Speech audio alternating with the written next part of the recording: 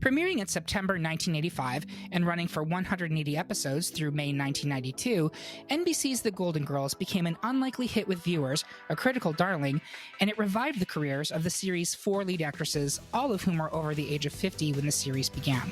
Not too shabby for a sitcom originally conceived as a joke about senior citizens. Although it wasn't obvious at the time, the show also had incredible cross-generational appeal, particularly among women and gay men, who found kindred spirits in the 4 bold main characters and inspiration in their unbreakable friendships. 30 years after the final episode aired, The Golden Girls remains one of the most beloved sitcoms in television history. And now the great pop culture debate wants to decide, what is the best Golden Girls episode of all time? I too would prostitute myself for tickets to meet Mr. Burt Reynolds. I'm your host, Eric Resniak. Please welcome my panel for this episode. He's always better late than pregnant. It's Curtis Creekmore. Eric, there is a fine line between having a good time and being a wanton slut. I know. My toe has been on that line. I just have one thing to say to you, Curtis. Condoms, Curtis. Condoms, condoms, condoms. Our next panelist is cuter than an inner uterine. Please welcome back Jake Petticelli. Eric, inner uterine doesn't just belong in a song. It belongs in every song. It does, and in case you don't know, Jake, folks, he's serving so much fish that he is also a great place for a seafood meal. He kicked Sonny Bono off his lanai many times. Many times. It's Johnny Minogue. Lyle Wagner couldn't even set foot on my property without turning on the bark bell. Okay, but what about Dr. Harry Weston? Ooh. Oh, as long as he brings Dreyfus. You can find him at the Rusty Anchor trying to pick up a lonely seaman. It's Kevin Dillon. I'm from the South. Flirting is part of my heritage. That may be true, but I don't recommend the crabs, darling. So how does this work? Since this is a mini-sode, there was no public poll. Our panelists made a list of their individual top 15 Golden Girls episodes. We compared notes and created a collective top 16. We added the episodes to a bracket. Now we argue about it and insult each other, all for your amusement. And while I love the Golden Girls and have seen pretty much every episode of the series and Golden Palace, which is not bad, I think everybody said, oh, it's terrible. It's not bad. I do not consider myself a Golden Girls expert like my panelists, so I will not be making arguments this time. I will simply be acting as the moderator and tiebreaker when necessary. Do you want to play along at home? Go to greatpopculturedebate.com and find the polls and brackets tab. There you'll find the listener bracket for this and every episode. Make a copy for yourself, fill it out, and see if your picks line up with our panelists.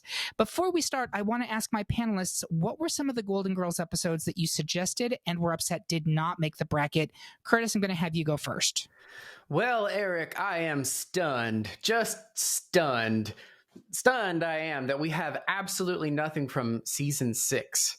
Not a single one of the episodes that anybody picked. I had 3 of them, specifically Ebb Tide's Revenge, which is the episode where Sophia's son Phil dies, so she has to deal with her animosity towards Angela, his wife. Sister of the Bride, where Blanche's gay brother Clayton plans his ceremony with his boyfriend Doug. And one of the best episodes, I'm really surprised it didn't make it, Henny Penny Straight No Chaser, where the cast has to play Henny Penny for a whole bunch of kindergartners. I think it's just a really cute episode. But honestly, I'm so excited for this. This is going to be one of my favorite episodes that I think we've ever done. Yeah, and I will say I was shocked that y'all did not put Henny Penny in there. That is one of those ones I feel like it's required viewing almost, like every Thanksgiving. It's a Thanksgiving themed episode, is it not? Or no? No, I don't think so. No, they're doing it for children's literacy. Yeah, the children get measles, so they have to step in and perform it for them. Oh, right. Teaching children how to read? Oh. It's fundamental. Well, my whole thing is they had the MMR vaccine back in 1990. So it's a little far-fetched. But they were in Florida, which maybe was more anti-vax than we knew from decades ago. That. So, talk about educational. Thank you for that, Curtis. Jake, what about you? What were some episodes that you were surprised did not make the cut? I'm a big season 2 fan. I think that's part of when it really hit its stride. I was surprised that Isn't It Romantic, the one with Dorothy's lesbian friend Jean, where she develops a crush on Rose, made it. All I can hear is, just lesbian, or when Blanche walks into the room and she's like, "Isn't Danny Thomas one?" And Dorothy goes, "That's Lebanese, Blanche." That episode is on here. It is. Yeah. It is? It is. Yeah, you didn't vote for it. Maybe that's... Oh, that makes this really awkward. No, it's okay. It's fine. Were there any others that you were surprised did not make it? Dorothy's new friend with Barbara Thorndike. Also on here. Jake. Reading is fundamental. He did not go to the Henny Penny He missed episode. the Henny Penny performance. He clearly had measles. I mean, Were there any others, Jake? Or I feel like the next one I'm just going to say... say it. I want to know. Oh, God. Sophia's Wedding Part 1 and 2. I thought that was really entertaining. We didn't. That's not on No, here. that's not. And I think... Okay, there we go. Good job, Jake. You did it. And that fun fact, that does have, I feel like, a cameo.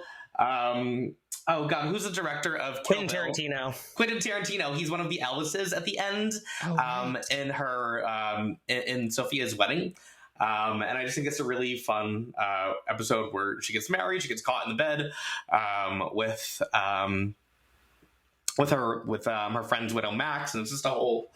I thought it was really funny and. Yeah. Sorry. Well, there you go. Our own Rose Nyland, Jake. Thank you very much. We love you.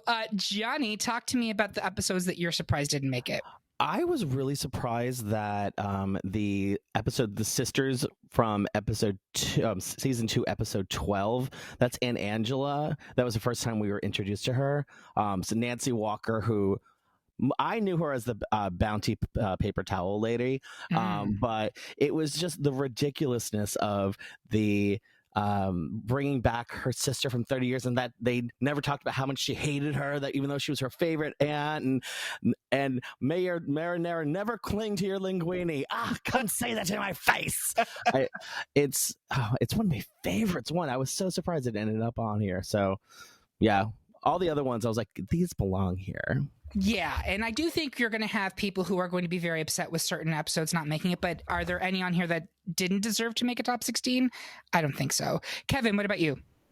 I really like End of the Curse, which is when Blanche thinks that she's pregnant and it turns out that she's actually just going through menopause.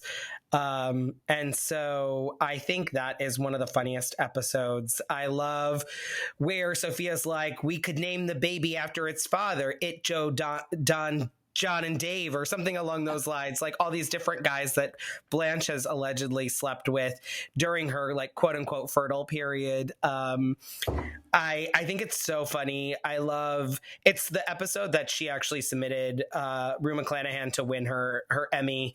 It is such a funny episode, and they're breeding minks, and the minks end up having sex with each other, and they're two men.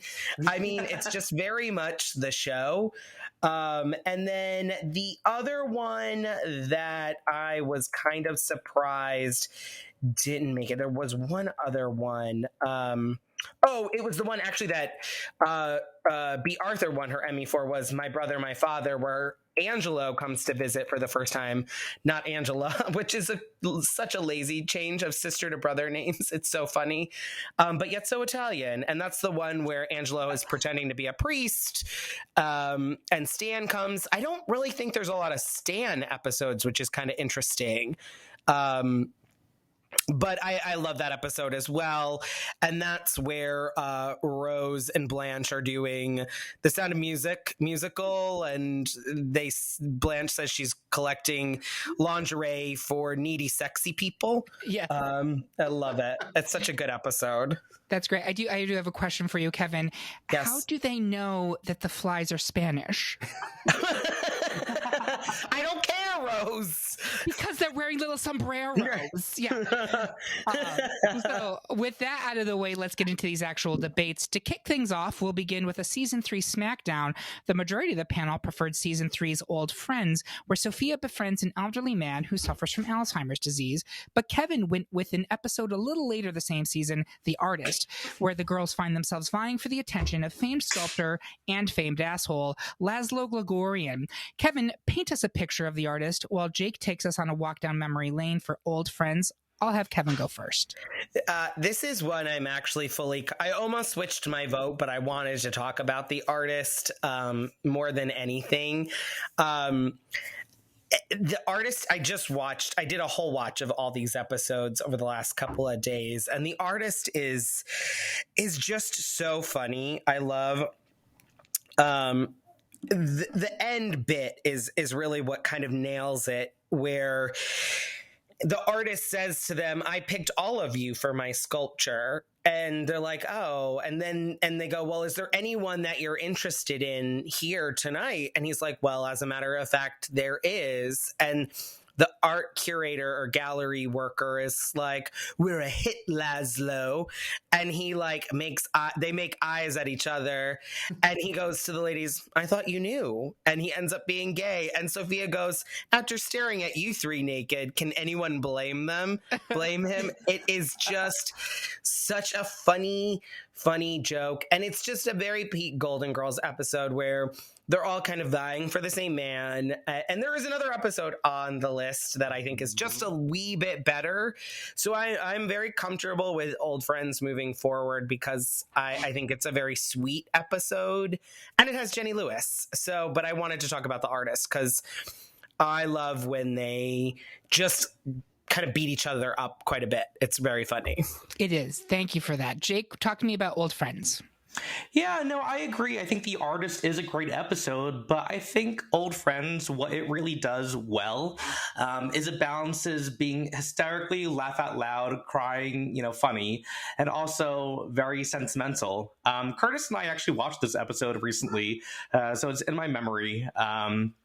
No pun, which is an awful joke to make. Sophia, as you mentioned, does befriend a man who has Alzheimer's disease, and she doesn't, recognize it necessarily right away because, they're both, people of a certain age and, just forgetting things, it's just the nature of the beast. But I do love as the episode continues, she does realize that, he does have dementia. And one of I think a really sentimental line is when Dorothy is trying to explain to Sophia that he does have Alzheimer's, but she already knows. And she says, maybe I don't want to hear what you already have to say. Maybe I'm happy not knowing anything because she already knows everything. And I thought that was really, and I thought that was, that moment when I watched it always makes me tear up. Estelle Getty did win an Emmy for this episode. I love that, this show, all four actors, all lead actors won an Emmy at some point. As you mentioned, Blanche won it for Friend of Curse. And this is the one where Sophia won it. And I think she did an amazing job. Even when she tries to always do a punchline, that's kind of how she copes sometimes when things are awkward. But when Alvin is crying on her just about missing his wife or realizing that he forgot her, she just says, you just cry. And I thought that was really another really powerful moment, not trying to make it all for just letting it, be that even though she is a feisty Italian woman, she's also really, someone who you can just, I feel like will read you, but then give you a hug. Yeah. And I think also on the other side, sorry. No, go ahead. I was just go ahead. Being also on the sentimental side, and the extremely funny part, I think loving having the storyline with the Sunshine Cadets with, and I find usually most child actors annoying, but I think the one in this episode was really good. It's Jenny Lewis. She's a famous singer now. She's incredible. She's like an icon. She was in Troop Beverly Hills. Yeah, I didn't she realize that she was a singer. She opened up for Harry she's a singer. She's Rilo Kiley. She's Portions for Foxes. You know that song that was made famous by Grey's Anatomy? That's her. Yep. What a thrill. Beverly Hills, what a thrill. Thank you, Jake, for picking that one up. But I love how she takes she holds the bear, Rose's bear, Fernando, for ransom, and she gives it back, the ear, and at the end she is like, she gives back the bear, or she tries to give back the bear, and she's like, I decided cash is better. And then Rose pushes her out the door. Amazing. No, I was going to say that the thing about this show, and I think one of the reasons it still is so successful, so beloved, is that it is whip smart with the writing, but there's so much humanity in it, right? And yes. It sounds like this episode is kind of the pinnacle of that. Curtis, where are you on this? Honestly, the B story in this case is what gets me. Like, I love that Fernando storyline. And when Betty pushes that little girl out the door and says, "Life's not fair, kid," like, that was it. That was it for me. So I'm so sticking good. with Old Friends.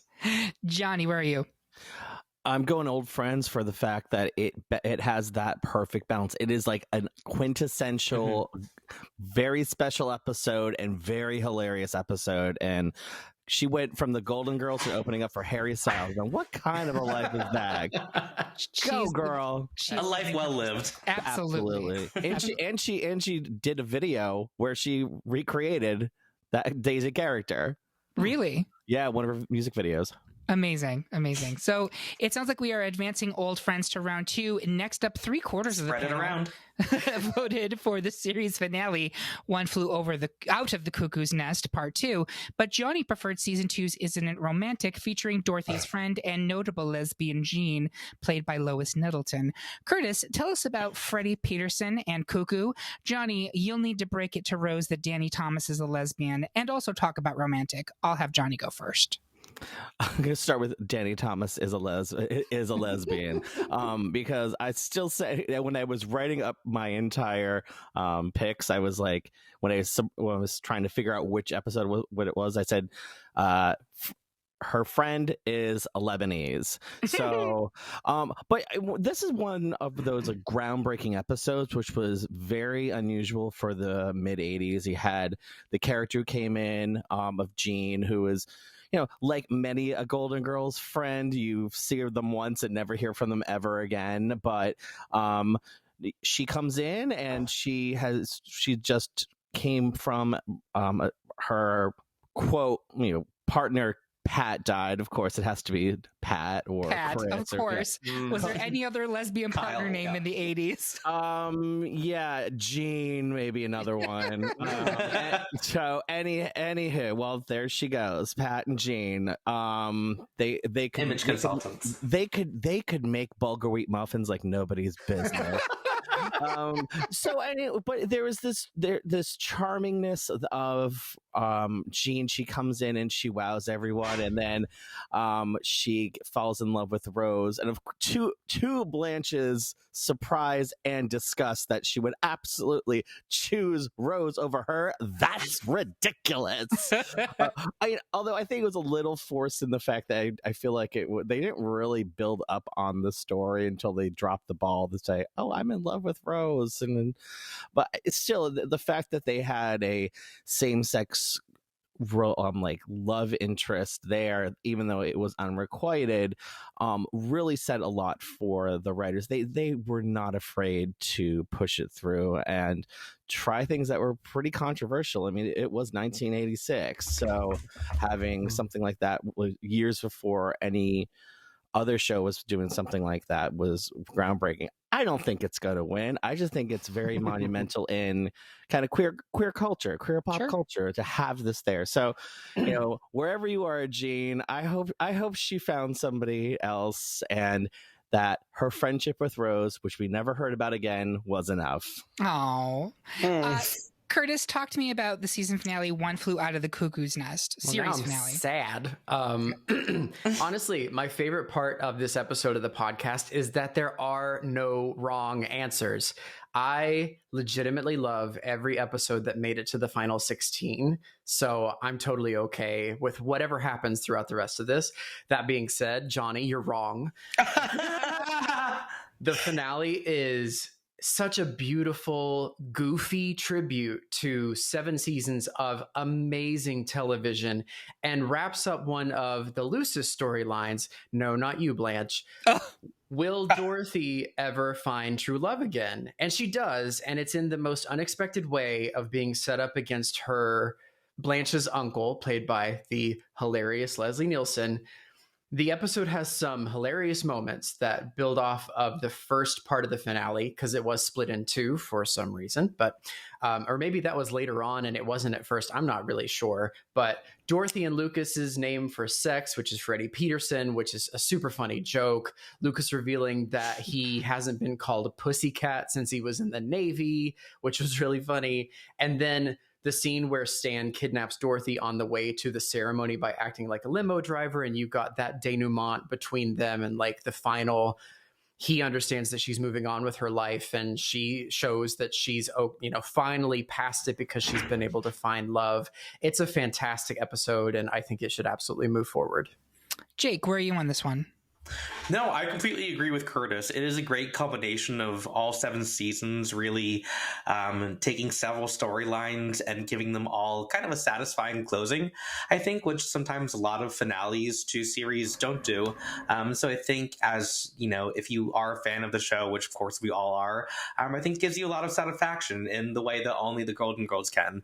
And the ending, of course, is so iconic, but it's also, when she leaves, when they try to say goodbye, 1, 2, 3 or 4 times, leaving the house, and it's just like, you at the end you want Dorothy as she's leaving, to come back in, but it's like, it signals a new chapter in their life, which is in Dorothy's life, which I think is really also kind of the storyline of the whole show, is that these are women, at a time in the 80s when you thought, being 50s or of a certain age, 50s, 60s, or, that was it, time to pack up the bags, trade in for a new model. It's, these are women who are having full lives. And even at the end of it, Dorothy has a whole new chapter for her, this whole new exciting chapter that's just beginning.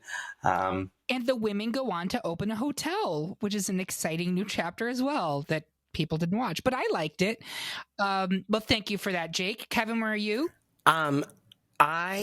This was honestly one of the toughest ones. I love both of these episodes so much. I am gonna stick with the finale, which is what I picked, but like, Isn't It Romantic going out early feels kind of sad. Because it is such a really good episode. There is that, like, the classic Lebanese, which is like, that whole bedroom scene is like one of the funniest sequences ever. To think she would prefer Rose over me? Who is she? Like, it's just so funny. Like, Blanche's reaction is so good, but the finale, my friend and I always say to each other, "You're my sister always," which is like really one of the sweetest moments that, and the constantly running in and out. And we'll talk about the finale, I'm sure, more and more, but I'm going to have to give it to the finale. Okay. And I think the friendships really are the core of this series at the end of the day. Like, yes, it made important social statements, and yes, it was very funny, but like, I'm trying to think, before this show, had there been a series that was so focused on friendship to the level that this one was? I guess Mary Tyler Moore would be it's also a workplace comedy. Yeah, workplace friendship. Yeah, not really. I guess Three's Company? Maybe. Yeah, but this was unique in the fact that it was all women. Yes, that was really the thing that made it stand out. Yeah. The other thing, if I can, around Curtis's question around part 1 and part 2. So to be upfront, so this actually, the One Flew Out of the Cuckoo's Nest really should count as one episode. The only reason they're actually technically split into 2 episodes is in syndication. For syndication purposes, they count them as 2 episodes. So it aired as one episode. Okay. And so they are actually one episode that happened all at once. But with regards to syndication, in case of like rights and making money, they split them up in half. Yep. Well, that just makes it twice as funny. Exactly. So, cool. There you go. So our next matchup was a unanimous decision for season 2's Ladies of the Evening, where the girls spend a long night in the slammer and miss out on the one and only Mr. Burt Reynolds over season 7's journey to the center of attention. But Curtis wants to call out B. Arthur's performance in that episode. Do you want to say something, Curtis? I would be happy to. B. Arthur is a legend, icon, and has a beautiful voice. And she actually got to show it off a little bit throughout the series. But I think my favorite moment is during that piano bar moment where she sings "What'll I Do?" by Irving Berlin, which is a perfect baritone song, just so you know. And I have performed it many a time by myself in my bedroom. It's just beautiful. I really, truly love that episode. But Ladies of the Evening is just phenomenal. So I'm not surprised that we all agree that it should move forward. Indeed. Most of the panel wants season 2's episode It's a Miserable Life with neighborhood battle axe Frida Claxton and her massive tree, but Kevin prefers season 5's Sisters and Other Strangers when Stan's cousin Magda and Blanche's sister Charmaine come for a visit. Johnny, tell us why if we don't like Miserable Life, we can drop dead. Kevin, why should we all read Vanna White's autobiography and vote for Sisters? I'll have Kevin go first. This was another one where I wanted to kind of talk about this episode just because I think it's so funny. Magda the communist. It is the peak late 80s, early 90s sitcom trope to delve into communism as a humorous plot, which is kind of entertaining to me. And then the joke about Dorothy saying, "Oh, I'd kill my sister if she wrote a book about my sex life," and Sophia going, "You kill your sister over a pamphlet?"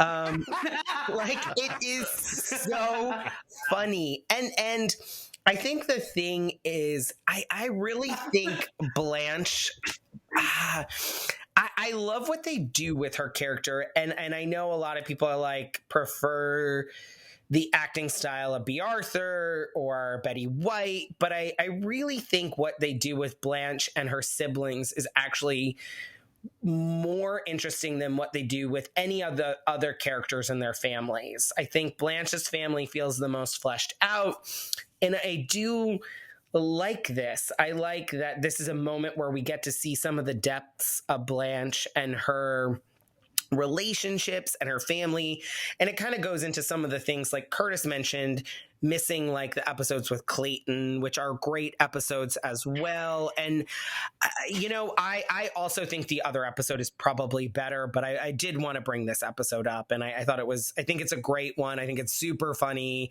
It's one of those good later season episodes, which is harder to come by in an individual aspect, but always a nice beacon of laughter. For sure. Johnny, what about Frida Claxton? Which sidebar? Is there a better name for a bitch of a neighbor than Frida Claxton? Like, that's good writing. It sure is. Oh, you can't spell laxative without lax. And that's where you get the prune Danish that she ever so wanted. This is why I picked this episode. Is the absolute insanity of this bizarre neighbor who, again, once an out. Well, granted, she died during the town hall. But those poor Menudo people, they couldn't get a break. It's like, hasn't Ricky Martin had to deal with enough shit? Ooh, certainly lately. Timely. But I mean, first of all, you have this. You have a group of people. You have the group of girls trying to save this tree, and then you have the woman who every single kid in the neighborhood dressed up as last Halloween because nobody likes her. But Rose, dear sweet yearning Rose, tries to win her over and get the tree not to be taken down. But cement's cleaner, so Frida Claxton makes sure that they tear it down. And when she tries to tear it down, and then Rose tells her to drop dead, well, there she did. I think the second part is actually even better when she dies and everyone's like, well, she killed her. And she goes, and they have to go to the Pfeiffer mortuary. Good thing I had my filter on there when I said that, because it is not silent. And how are they just not only adding in just the ridiculousness of, hey, Pfeiffer, you want to punch in the face for trying to help get a funeral for mother. But the best part of it was during the funeral where nobody came, which was on Friday because they were watching the Cosby Show on Thursday night. Her friend comes in, and it was and she put the eulogy of how she worked in a leper colony and gave all her money to charity anonymously. And Celia Rubinstein loved all mankind. Sadly, Celia Rubinstein was down the hall, and finding it out, the lady who we never found her name kicked the pine box that was $200. Now it's worth $150. Well, when they hired a high school student to do all the burials, and they actually cremated her. But in the end, it saved the tree because Rose, in her infinite wisdom, it's buried in there. She made it her final resting. I mean, it's from start to finish is buffoonery. It's stupid, but it's beautiful. And and then don't worry, because the actress Nan Martin came back and she became Italian or Italian-ish in season 6, playing Sophia's friend Philomena. So, on the Golden Girls, you're never gone.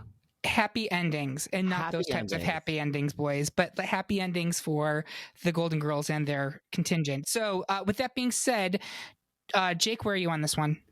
No, I'm definitely, in It's a Miserable Life, that camp. I just think that the scene where the woman comes to the funeral and doesn't think she's at a different funeral and kicks a casket is one of my favorite scenes in the entire series. But I think my favorite scene in that episode is when they're back in the courtroom right before Rose kills her. She says Blanche is like, I think I'll have a better chance. I happen to be a wonderful orator. 2 of the commissions can verify that. And Dorothy goes, Blanche, orator means speaker. And Blanche, really? Oh, I thought that meant something. I'm going to let somebody else do the talking. So that's 1 vote for Miserable for you. And Curtis, what about you? Vixen's story of a woman is nothing but a vulgar collection of perverse sexual acts that are sheer and utter filth. I really wish, Kevin, that I could give my vote to yours, but I can't. I love I agree so much. So I'm gonna stay with It's a Miserable Life.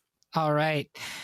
Next up, the majority of the panel wants to crack the code with season 7's murder mystery episode, The Case of the Libertine Belle, but Johnny prefers season 3's Dorothy's New Friend, featuring local author and renowned racist Barbara Thorndike. Curtis, take the silverware out of your purse and stump for the Libertine Belle, while Johnny dons his powder blue tux and reps for New Friend. Johnny, you go first. Oh, so this is one of my favorite episodes for a very bizarre reason. It's an inside joke with a number of my friends, including my drag mother, just talking about Barbara Thorndike and the Mortimer Club.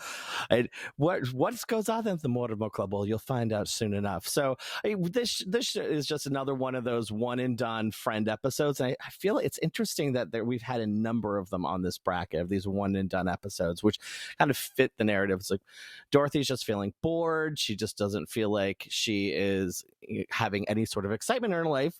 The masquerade ball where she gets to be a horse's ass just isn't really jazzing her up as it used to. But she met this, it's not really said, maybe drama. Like a drama writer. I felt like it was a poor man's Jackie Collins or something. But in any event, Barbara Thorndike, who is a local Florida author, and she and Dorothy connect, and she comes over, Barbara, and is very unimpressed by any of Rose's or Blanche's stories. She thinks Rose is a nitwit, and everyone thinks she is, but even more so, trying to explain to Blanche what a metaphor is, and Blanche says, "I know what a metaphor is. I'm not a dummy." And then Blanche goes, "Well, a metaphor is like, it's not what you mean, it's actually what it says. Like, for example, men are blinded by my beauty. They know I'm not really blinded. They get it back in the day or so."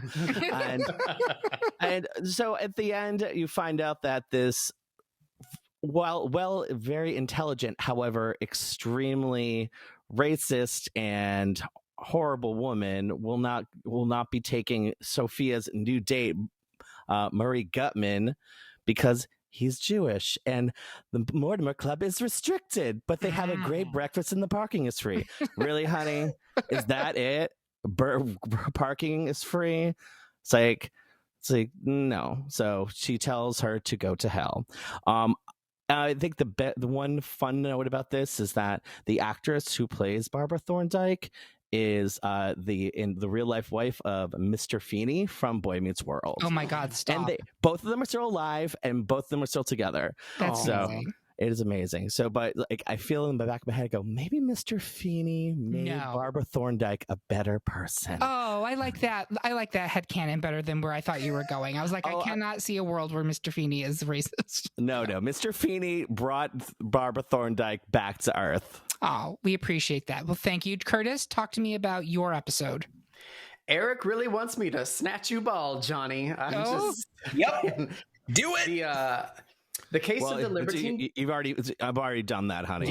You can't snatch me any more bald than I already am. For you listeners, that was the joke. The case of the Libertine Belle is, in my opinion, one of the strongest episodes of sitcom history.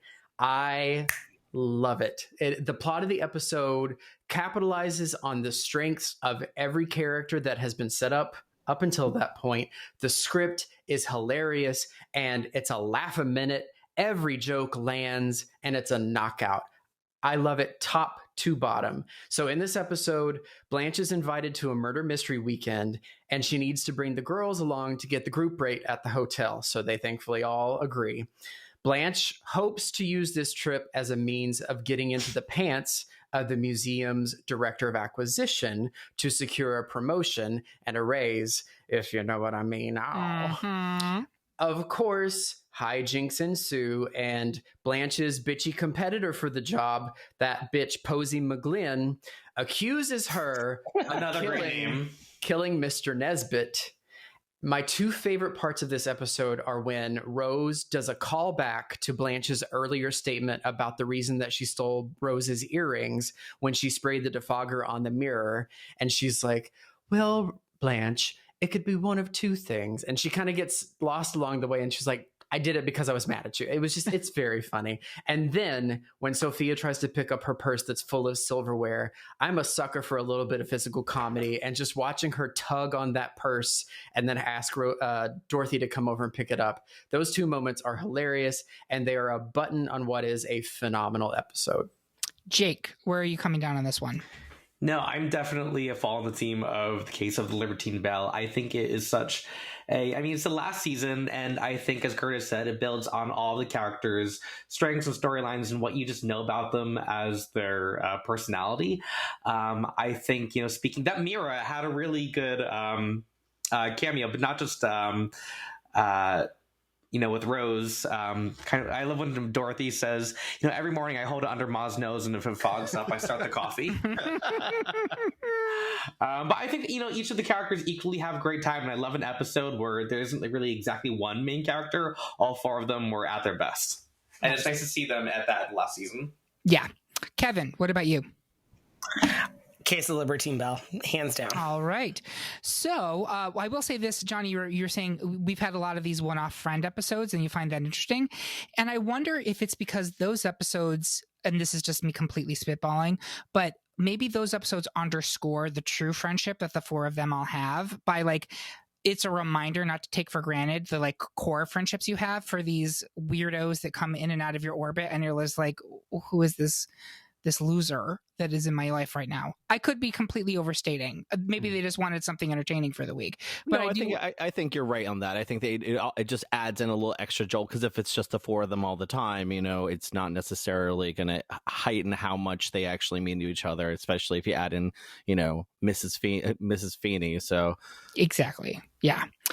All right. So most of the panel wants to advance season 5, Sick and Tired Part 2, where Dorothy finally learns of her chronic fatigue syndrome diagnosis. But Johnny wants season 4's Yes, We Have No Havanas, the episode chronicling the torrid love triangle between Blanche, Sophia, and that Cuban snake Fidel Santiago. Jake, tell us why you're not sick and tired of Sick and Tired, while Johnny lights up a long, thick Cuban, if you know what I mean. I'll have Johnny go first. Fidel Santo Domingo. Santiago. Oh, whatever. So I don't think this is going to go forward. I just kind of wanted to more talk about this because it one of the things about this episode is that it really helps to highlight the the sexuality and the actual of two very different characters and how they, no matter, even though that Blanche, she is the young sultry woman, and then they have that she was being competed out by this raisin and sneakers. I really enjoyed, and there's some of the lines that I remember from this. I remember one line from this episode from when I actually saw this as like 11 years old, and it was, but if you excuse me, I'm gonna slip into a hot, sultry bath with just enough water to cover my perky bosoms.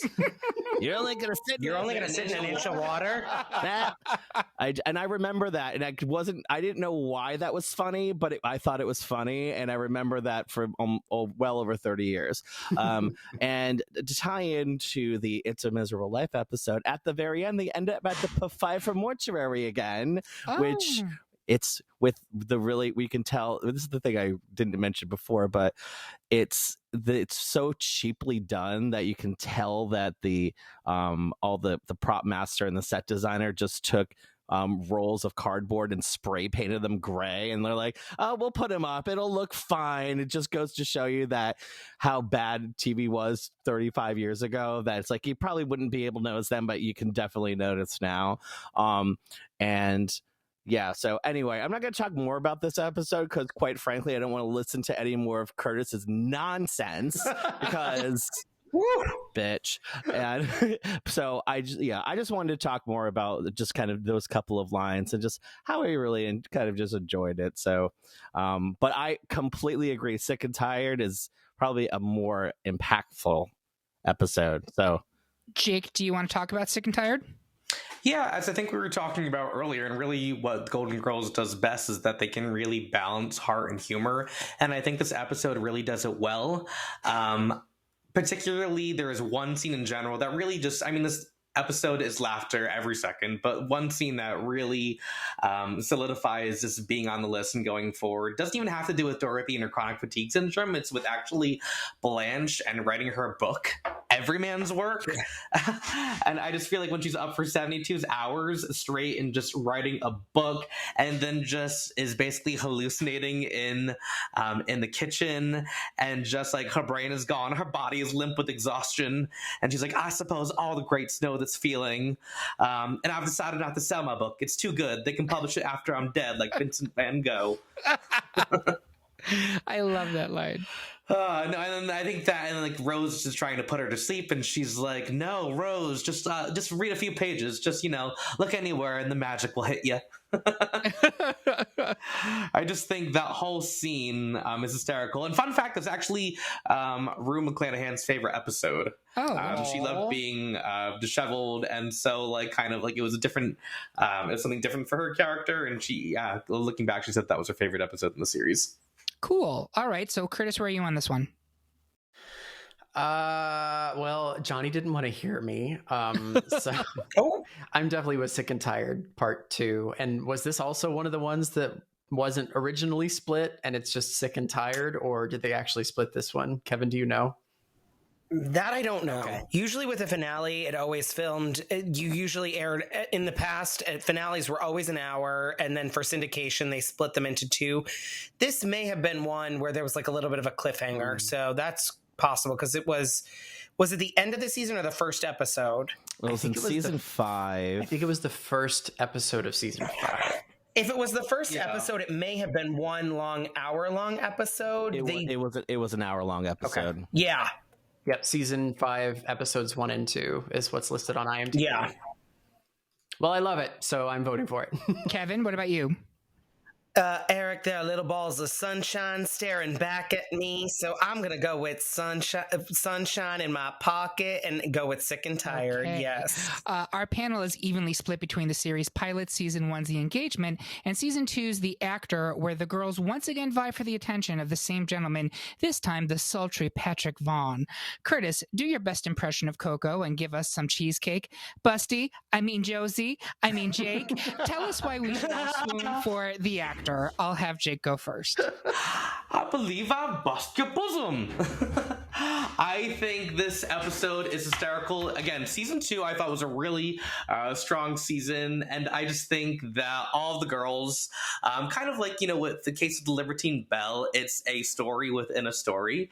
And I love seeing all the girls kind of fawn over a celebrity. I think whenever they've had interactions with or cameos with celebrities, or fake celebrities, such as the case of Patrick Vaughn, I think they always do a really good job. And I just love how he kind of like plays all three of them. And my favorite part is when he comes over their house, and Dorothy catches him trying to Blanche making a move on him, and he throws him off the couch, saying, and they have to go through this whole bit about I know I dropped my contact and this whole thing. But I just think the scene with them all auditioning for the part of Josie, I think is hysterical. And yeah, it's a really good, and also as Sophia dressing up as a pirate too, Vasco da Gama. Yar. I'm filming the Pirates of Penzance across town. Curtis, talk to me about the engagement. So this one is a challenge because I really love the actor as an episode, and I honestly won't be upset if it ends up moving forward, but I wanted to give a shout out to the engagement because it's the pilot of the series, and pilots are notoriously hard. If you look at most successful sitcoms that sit in the upper echelons of TV fame, there are some sweaty pilots out there. 30 Rock, Parks and Rec, The Office, and even older shows like Friends, Cheers, and Seinfeld all got off to a pretty rocky start, and they ended up being really fantastic shows. But the Golden Girls flipped that script, and while I think the writers were still finding their footing in the first episode, it's still strong. It accomplishes the goal of introducing us all to the main characters of the show, gives us enough backstory to understand what they want, what their goals are, and it hooks us for the next episode. Like, I wanted to watch more. And I'm personally really glad that they got rid of the character of Coco, because he was chaff. Somebody had to go home first. And I think he would have taken away from the chemistry that the girls had together. He was also a terrible stereotype of an effeminate gay housekeeper, which probably would have ended up hurting the series later on if he had stuck around. But I think The Engagement is a great episode, and it's an amazing pilot for what became, in my opinion, one of the best shows of all time. Kevin, where are you on this one? This is tough because these are both very good episodes. And Curtis, you're spot on about pilots being messy, or it's very interesting because the Emmys tend to award best writing to a lot of pilots, and I think a lot of pilots are pretty bad.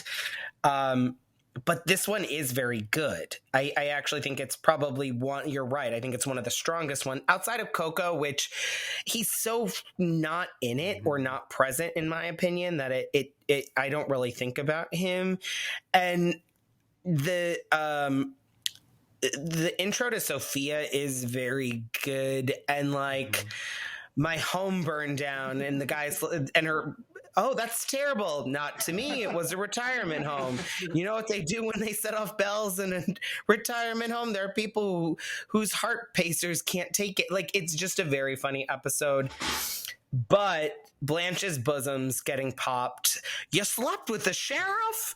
And just them chasing him out, and then Blanche running around like she's Dopey and Snow White to get a second hand kiss. I'm gonna go with the actor just because it is one of those episodes that I could watch. I do watch on repeat. If I'm like in a bad mood, that episode just picks me back up. All right, Same. Johnny. Well, I would also like to mention that the Engagement, from what I was looking at, was the only show from season 1 that was on this bracket. Oh, And that really speaks a lot. And quite frankly, I agree that this should move forward. We'll see if it does. But it is the best. It is the most rewatchable of all of the episodes of season 1. You have, you introduced Sophia, who was crazy baddie, and she needed $67 for a tip because it was an extra tax for a bilingual driver. And even though, and she's like clockwork too. Every morning at 7, she pees. However, she doesn't wake up till 8. That's another one to remember from when I was a little kid. You just see toilet humor when you're a little kid, and that's all you need. And you got you locked in, and it got you a good, understanding of who at least the 3 core women were. And let's not forget, Meshach Taylor, the first of 2 designing women Golden Girls crossover events, one with Alice Ghostly later on, and he shows up and calls her Blanche Hollingsworth, which was not her name at that point. But in any event, the Golden Girls are full of lots of little holes like that. But for the fact that it did start off so strong, and I think it is the strongest episode of season 1, I'm going to vote for the engagement. So we're at a tie, correct? I believe so, unless Jake switched. Jake, are you sticking with the actor? Yeah, it's the one. Like I said, it's one of the just echoing what has already been said. It's one of the episodes that I watch if I ever am in a bad mood, and it's just so easy to watch too. And I just think that the guest acting is so well done. And yeah, no, I'm team the actor. So Eric, you're gonna have to do the tiebreaker. The tiebreaker here, and I'll say that this is why I get paid the big bucks, ladies and gentlemen. So the way that I'm distilling these arguments is that actor is super funny and very rewatchable, and just kind of like the show firing on all cylinders. Is that the argument here? Yes, I would say so. And I think the engagement is important historically, as it's the pilot. It does a lot of establishing work. The script is still very zippy, and it is the best of season 1. And if we want to continue, then not having season 1 on the bracket is kind of a loss. My response to that, if this is defined the best Golden Girls episode, I'm going to go with the show at its peak, and for that reason, I'm giving it to the actor. So sorry about it. The decision. I am not mad. Like I said, I love that episode. It's fantastic. So I'm totally happy with it moving forward. Great. So finally in round 1, another even split between season 3's Grab That Dough, which sees the girls head off to Hollywood for a chance to win big on a game show, and season 2's To Catch a Neighbor, giving us a glimpse at a young George Clooney. Curtis, don't ever touch your buzzer again, but do tell us why you grabbed that dough. Kevin, plant a bug in our ears for To Catch a Neighbor. I'll have Curtis next. Curtis? Once again, there are no losers here. I love both of these episodes, but my game show loving ass chose Grab That Dough because it's just so funny. The airline losing the girls' luggage, and then they lose their room because they missed the 3 a.m. cutoff, and then they have to pay like $75 to be able to sleep in the lobby, and then they get their purses stolen. It's kind of a comedy of errors in the beginning. And then Dorothy and Blanche ditching Sophia and Rose to go with the Kaplan brothers. No, not the Gatlin brothers, Rose. And my favorite line from the entire episode, better late than pregnant. In that moment, Rue's physicality in that scene, the face that she makes and the way that she slaps her buzzer and spits out the word pregnant is just... it's comedic genius. It's just a tiny moment, but I go back and watch that moment and just laugh. I love this episode so much. And having just been on a game show myself, I can tell you that this episode is totally true to life. That's exactly what it's like. Fantastic. Thank you. And I am so glad. I didn't realize Naked and Afraid was a game show, Curtis. Wait, Curtis, you were on a game show? Do tell. I was on a game show, Kevin. Thank you. I love that you got that in there. I am so proud of you. We are firmly team get that attention, bitch. So good for you, Curtis. Kevin, talk to me about To Catch a Neighbor. They're talking about a noodle head in the red dress. Could that be code for something? Only to the noodle head in the red dress. I think this is another episode that I turn on that I just genuinely enjoy. I really like the Dorothy dating episodes, or where you find a guy who she's into. because I find them both, it's like they're both very sweet and very like blunt. And like you get these men who are like these very interesting, old school, yet very like typical, but also like off the beaten path kind of guys like Jerry Orbach and Leslie Nielsen. And I think they're so funny. I mean, so the premise of this episode is the women invite the McDowells, their new neighbors, over to dinner. And in the beginning, Sophia essentially chases them out and saying they've worn their welcome out and like slams the door behind them. And it's very funny. And then all of a sudden, the cops come to their door, and George Clooney is like, the McDowells aren't who you think they are. And Rose goes, you mean we invited the wrong people over for dinner? and he says that they're jewel smugglers. It's this very weird episode that ultimately becomes very funny because the police do a sting in their and end up staying in their homes. And they end up taking a room in their house, and Sophia says, fine, we'll pee in the plants and cook in the this other room. And like they basically invade their life, and it's very funny.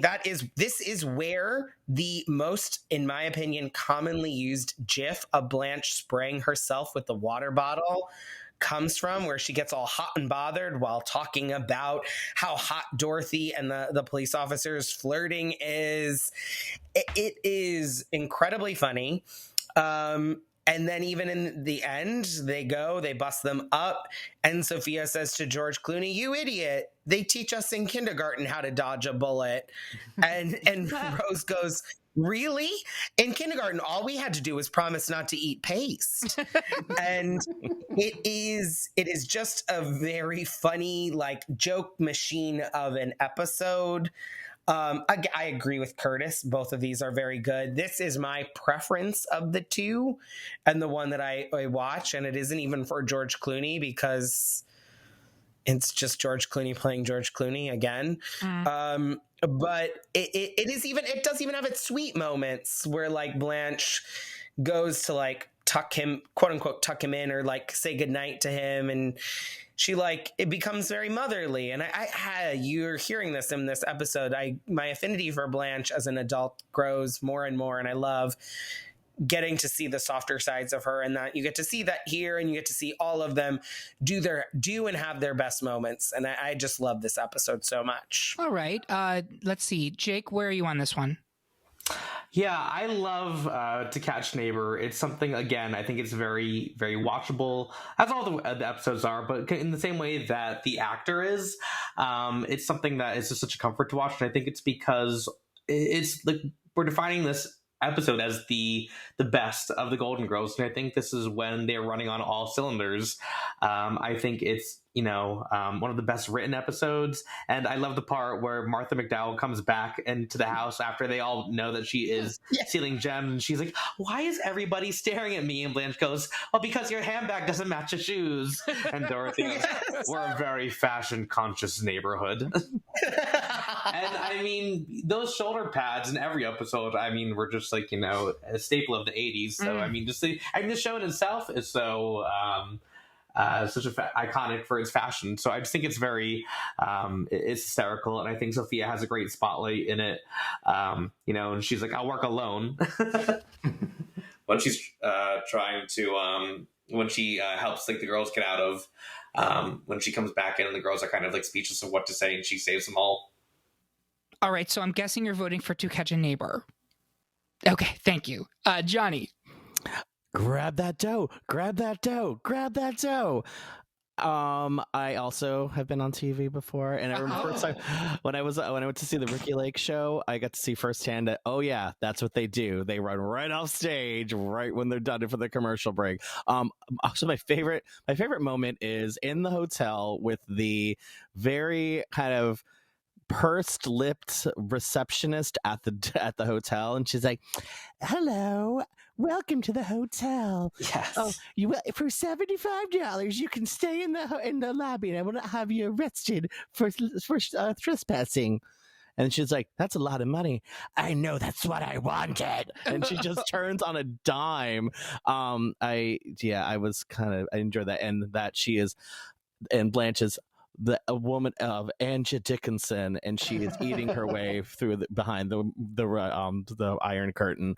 I'm a game show person too, so listen to the best game show podcast too. Mm-hmm. If you haven't had a chance to, so Grab That Dough is my pick.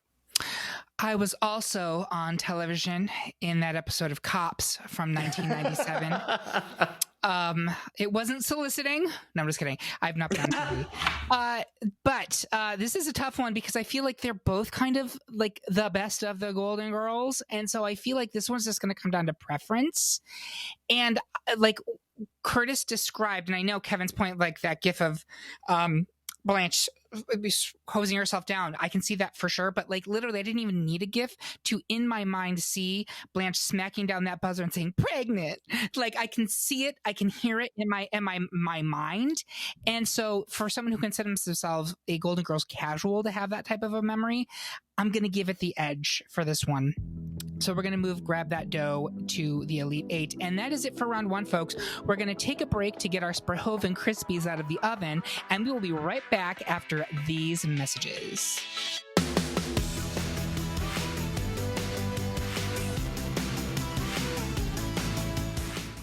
Welcome back to round two of our Best Golden Girls episode debate. Before we get to round two, let's discuss how listeners can meet you, gentlemen callers, and follow you on social media.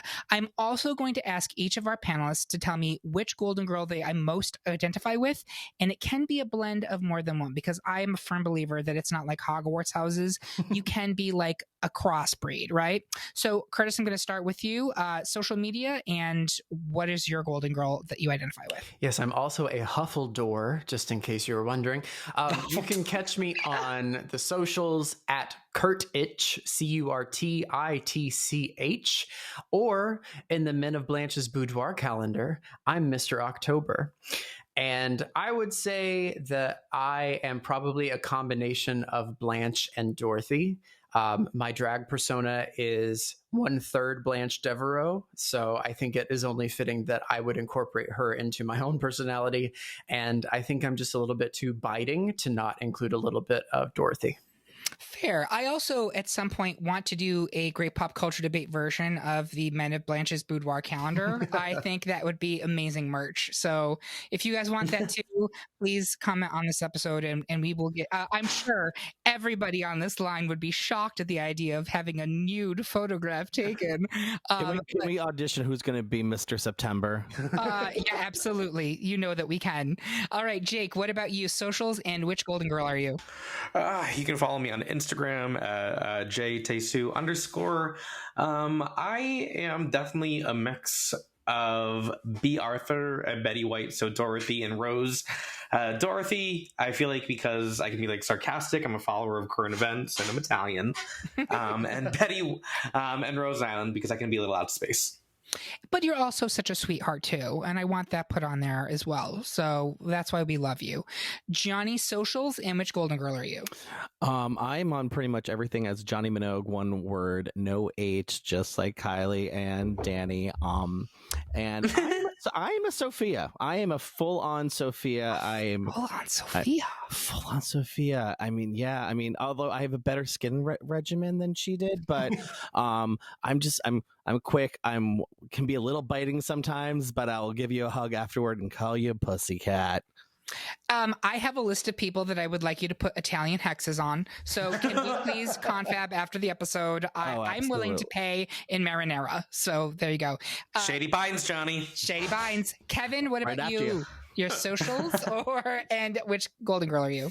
You can find me on Twitter at ET Kevin's Mind. I'm not going to delve into the Instagram of it all because I don't want to film videos.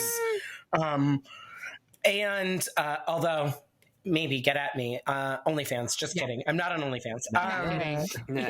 Not yet. My tattoos are too recognizable. But Golden Girls combo. I used to always be like, oh, I'm a Dorothy. In fact, my friend Steven and I had shirts made up for each other where Mine said, I'm a Dorothy, and his said, I'm a Blanche. And we have since kind of shifted because he's married. And so I'm probably more like 75% Blanche and 25% Dorothy, or some version of that, because I'm veering into my slut phase, and I love that. If you were not in your slut phase before, I'm so fascinated about. I know. I know. Harmony is a temple open to anybody 24/7, day or night. Exactly. Listen, if you saw me in P-Town, we may be made out. It's possible. Indeed. Oh, that was you? So you can follow me on @Eric Resniak on Instagram and Twitter. That's ERICREZ as in zebra, S as in snake, N as in Nancy, YAK. But you should absolutely follow @Great Pop Culture Debate on Instagram and @culture_debate on Twitter. We also, I can't believe I'm saying this, but I'm saying this, especially I can't believe I'm saying this on an episode devoted to the Golden Girls. We are on TikTok. Great Pop Culture Debate. It's happening. It's here. Do we have any content up? Not as I record this, but I am planning to start putting it up soon. So please follow us over on that. I am much like Kevin and Curtis, both a Dorothy and Blanche collaboration. I actually have a t-shirt that says Dorothy in the streets, Blanche in the sheets. I wore it to Disney World to the delight of many a soccer mom. There you go. Like, oh, I love your t-shirt. Me too. And I was like, you wish, Tanya. Anyway. Blood Tanya. Exactly. Moving on to round 2 of the debates. First up, it is season 3's Old Friends versus season 7's One Flew Out of the Cuckoo's Nest. We're going to go around the horn on this one because I think we've done a pretty good job covering their merits in round 1. Curtis, where are you here? This one is really not even a debate for me. One Flew Out of the Cuckoo's Nest is spectacular. It's the series finale. It puts a bow on everything. That's where I'm going. Okay. Jake, where are you? Spread it around. I mean, spread sunshine around. No, I'm sticking with Old Friends. Okay. Johnny? Can you hear the drums, Fernando? It's Old Friends. And Kevin? Oh, we are going to be at a tie. One Flew Out of the Cuckoo's Nest. So, okay. Tiebreaker time. I actually hate doing this. My feeling is that the final moments of this series are so indelible and so important to the show as a whole. I understand this goes against the arguments I had the last round where I was like, we're talking about the best episode of the show, not the most important episode of the show. But I still feel like in terms of iconicness, like that final segment where like they're going out and coming back in and going out and coming back in. It's like, it's very moving, but also very funny. And to me, it's kind of the best of the Golden Girls, and it's signing off on a really lovely note. So I'm sorry, folks. I'm giving it to One Flew Out of the Cuckoo's Nest. I'm not mad about it. It's season 2's Ladies of the Evening, which is unanimous in round 1, versus season 2's It's a Miserable Life. This is a tough matchup. I'm going to start with Kevin. I am going Ladies of the Evening. Okay. Do we want to talk about Ladies of the Evening at all? We haven't talked about it yet. Oh, yeah, we haven't talked about it. I'm happy to start that chain if you want. That'd be great. That episode is great. Starts with Blanche winning tickets on the radio. I love winning tickets on the radio to a screening with Mr. Burt Reynolds, and Blanche saying that she wants to find them a hotel room downtown, but there's only 3 tickets, so only Dorothy, Rose, and Blanche are going to get to go. The mention of like C-list celebrities or D-list celebrities in this day and age of like oh my God, Dom DeLuise and Lonnie Anderson and whatnot, who were big stars in their day. Like when they were talking about these people in the 80s, they were huge. Yeah, Charles they were big. Nelson Riley. Charles Nelson Riley. And the response was excellent. excellent. It is so good. And of course, Betty White knows Charles Nelson Riley in real life because they were, of course, probably on a game show together, on Password Match together. game for Match sure. game for years. Match game. They were friends. Makes it even funnier, to be honest with you. And then Blanche picks the hotel with the most men in the lobby, and it is essentially a hooker hotel or sex worker hotel. And there are plenty of women who will take our money. Do you know what they think we are? Waitresses. And like the story about the baked potato queen, and I've never felt so good and so cheap in my whole life. And Dorothy saying she was in Attica. Attica's a men's prison. I know, they didn't find out for 6 months. I mean, and then Burt Reynolds showing up at the end. And in all honesty, like, this is one of those things where I'm inside baseball. Like, at that time, Burt Reynolds was like a legit movie star. It would be like Tom Hanks showing up on Abbott Elementary, like it would be like the biggest thing ever. It was huge.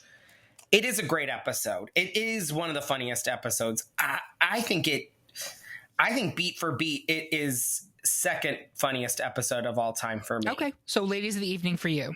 Yes. All right, then I'm going to go to Curtis. Did you vote yet? No, and the only thing that I have to correct Kevin on is it was not the baked potato queen, it was Butter Queen. Butter Queen, right? Butter Queen, right. Butter Queen, haven't I suffered enough? I suffered enough. It is a phenomenal episode. I love it as well. I've kept these bitter butter memories too long. I'm also going to vote for Ladies of the Evening. Johnny. What was it about my story? Well, nothing. I just realized that I didn't want to be your age and still in the business. Meg made the right choice and went back to St. Gustav. As much as I love Frida Claxton and all of her Danish love, it's oh my God, it's Mr. Burt Reynolds. And I have to ask, it's like, what kind of shitty radio station only gives out 3 tickets and not 4? Right? That's garbage. It's kind of messed up. It is terrible. I don't know. Well, anyway, Sophia got her due. So, ladies of the evening. All right, Jake. You must really know your business. Oh yeah, Dorothy's a very experienced teacher. Everybody who's had her said she's great. Ladies of the evening. And Burt Reynolds all the way. I just think, it's one of the best episodes of the entire series. Perf. So that is a clean sweep for Ladies of the Evening. Farewell, Frida Claxton. We kick your pine box out the door. Next up, it's Season 7's The Case of the Libertine Belle versus Season 5's Sick and Tired. I'm going to start with Johnny. Whew. Yeah. Okay, I'm going to go with Sick and Tired I think for a number of reasons. I think one, because it's addressing the chronic fatigue syndrome that Susan Harris had, and then just the comeback at the end where Dorothy goes over to the doctor, and then his long-suffering wife, who just goes, "Shut up, Lewis," and it's like, yeah, she's had to deal with this crap too, and yeah, I'm gonna go. I'm gonna go with Sick and Tired, even though I love Libertine Belle. Not now, Ma. It's just I'm gonna stick with Sick and Tired. Isn't the doctor in Sick and Tired also a now very famous actor? It's could be. Hold, please. Yeah, check that, because like watching the episode fairly recently, I was just like, holy shit, it's blank. And it's like someone you would know now. Like they're a TV actor. I can't think of who it is. But that being said, while you're checking that, Jeffrey Tambor was in the first part, but he wasn't he wasn't the asshole doctor who she confronted in the restaurant. That was right. Somebody else. Thank you. It was Jeffrey Tambor. It's exactly who I was thinking of. Okay, Curtis, where are you on this one? I would like to go last, please. Okay. Jake, where are you on this one? Case of the Libertine Belle. I just think it's a great episode in the last season. And I just think all 4 of the characters have a really great storyline. I mean, they're all intertwined, right? And I just love the scene where Dorothy is trying to figure out or kind of explains how or solving the murder, and she puts like the knife over Sophia's neck, and Sophia's like, not part of the show, people, not part of the show. And she's like, oh, men are overwhelmingly kill their fathers, although daughters frequently kill their mothers. Case of Libertine Belle. All right, Kevin.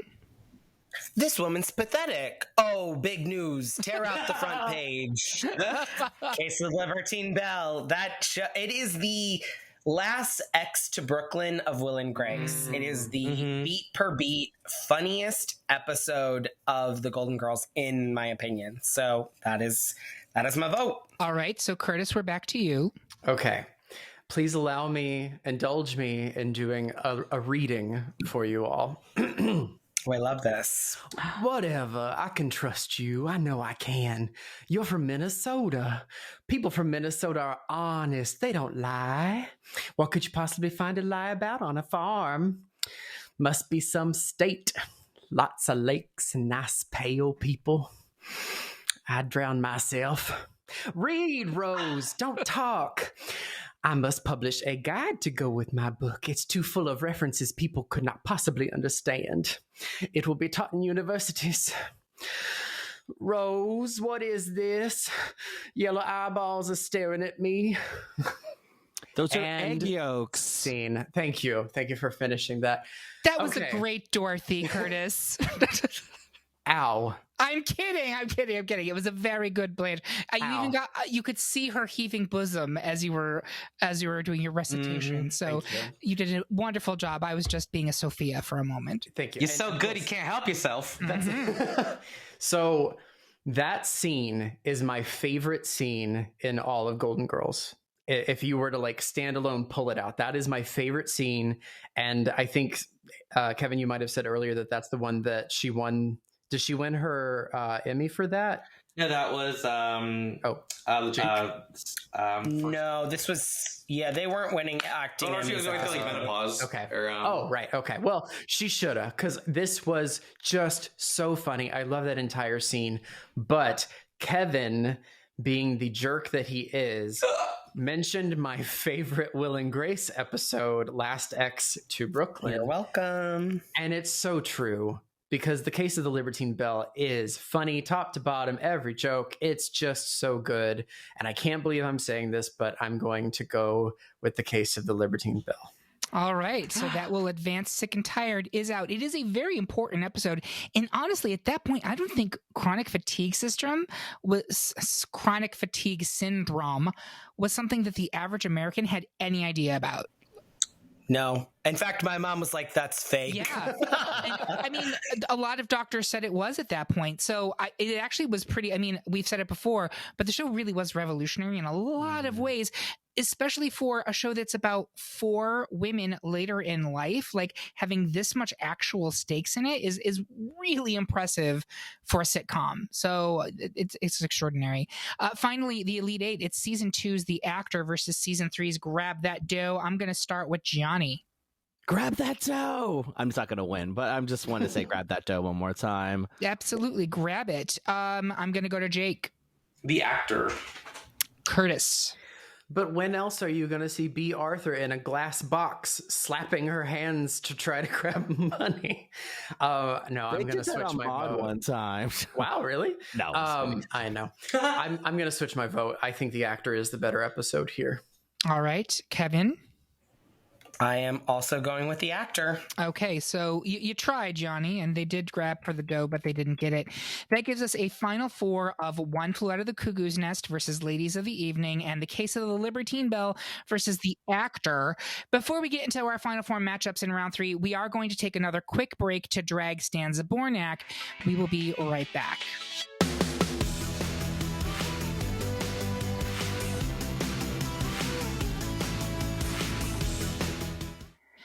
Picture it. We're back with round 3 of our Best Golden Girls episode debate. Let's look at that final 4. It's One Flew Out of the Cuckoo's Nest versus Ladies of the Evening, and The Case of the Libertine Belle versus The Actor. Is this the final 4 you all were expecting? Briefly, Curtis, does this seem correct to you? I don't think it's what I had, but I am totally happy with it. Kevin, what about you? I would say I actually think this is what I have. So, yes. Jake? Yeah, no, I agree with Kevin. This is very similar to what I had as well, so I'm not particularly surprised. Johnny? I think the only one I actually picked was the Frida Claxon episode. I think everything else was completely overruled. So no, I'm not. I'm completely shocked. And he's you are the what? Who always ends up getting outvoted? Well, Amma. Amma. Yeah. Well, I would say last time with me, Amma and I, we're gonna bond together. I appreciate a good spite vote and strategy. So, so with Sophia Petrillo. So I say, be true to yourself. I love that. I'm doing it quite well. Thank you very much. Good. All right. So One Flew Out of the Cuckoo's Nest versus Ladies of the Evening. I am going to start with Kevin. This is so hard. I have One Flew Out of the Cuckoo's Nest advancing. Yeah, and I think at this moment I'm like penciling that into advance, so that's where I'm gonna go. Okay. Yeah. One Flew Out of the Cuckoo's Nest. Okay, Curtis. I think I'm also gonna go with One Flew Out of the Cuckoo's Nest, just because that final scene, I almost can't watch it. I almost cannot bring myself to watch it because I weep like a baby every time, and that has to say something. Like it's got to say something. So that's where my vote's going to go for now. I could be swayed, but I love all these episodes. They're all my children. He doesn't care much for Job. Johnny. Okay. I'm going with the Ladies of the Evening, and here's why. That wedding dress that she wore is one of the absolute most gutter bucket wedding dresses ever shown up on television or in the movies. Drag her. Yeah, okay. Here comes Sophia. It looks like it was a bunch of streamers put together around a white sheet. My God, that was the ugh. I can't.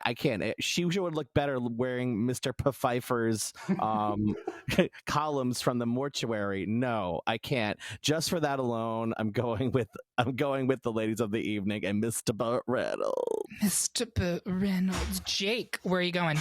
Well, Burt Reynolds is dead. Well, I mean, they're all dead technically at this point. God, they're all dead. Except maybe some of the hookers in the prison are not dead. Oh Meg, no, they're dead. Long out there, before any of the others. One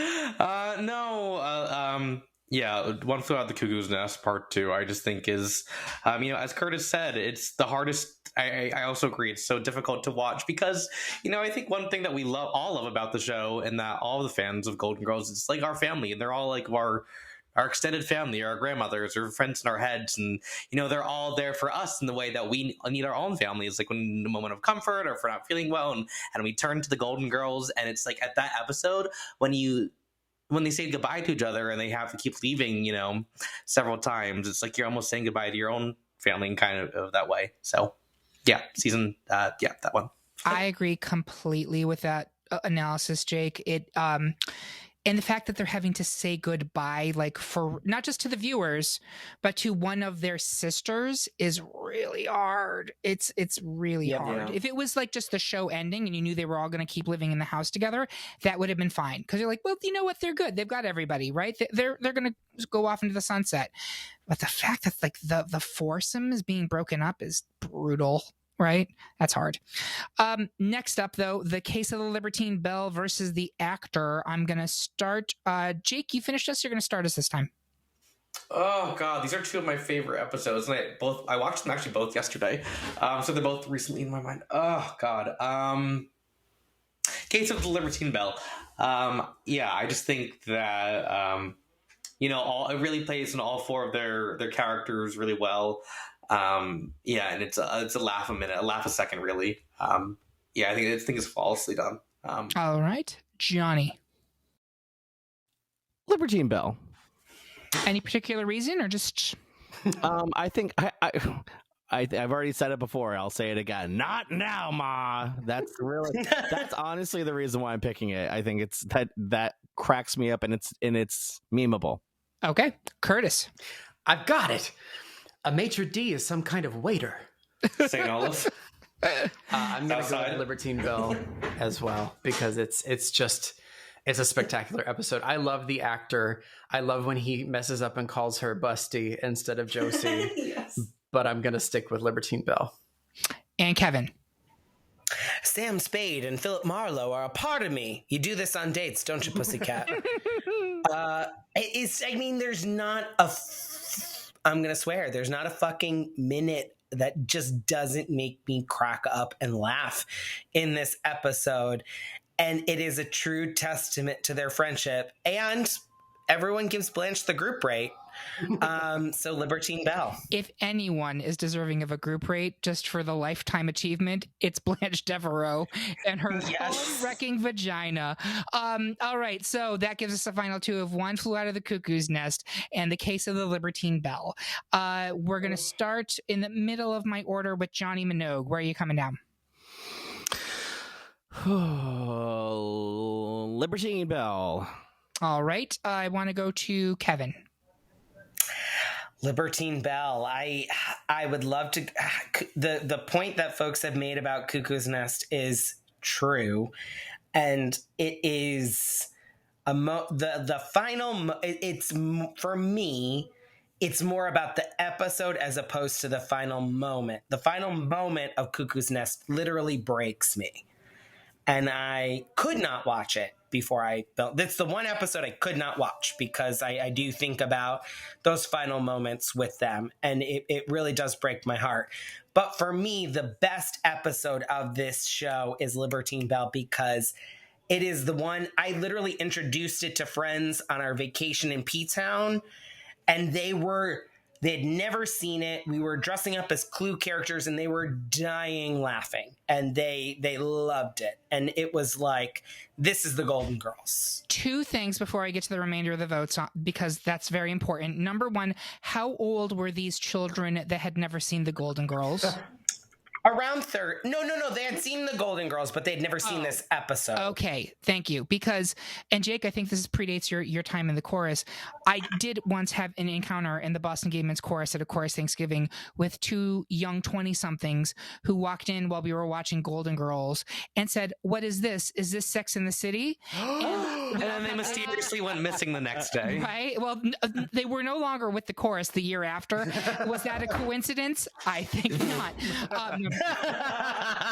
I'm not kidding, but well, yeah, I am kidding. But they genuinely didn't know. They had no idea what this show was, and we're just like, guys. And so I do feel like this is part of the whole concept of the great pop culture debate. It's walking the children through nature. TM Tammy Brown. But we got to make sure that like the younger generations are being exposed to this show because it stands up. I think everybody on this episode would agree. This 100% stands up. Right, as a show, like it is as funny now as it 100%. It totally does. In a way that a lot of shows, if you look back at some of the shows even from that era, but even before, like Mary Tyler Moore does not hold up. You watch that now, it's like Maude, same way. And these were all groundbreaking shows, and these have some of the same people from the Golden Girls, but this show holds up because at the end of the day, it's like it's comedy, it's quick, it has relationships. It's kind of the same way like how like I Love Lucy is still watchable. So it's in that same vein. There is a timelessness to it, and I put that on the writing, which is And the cast. Whip Smart and the cast and those performances.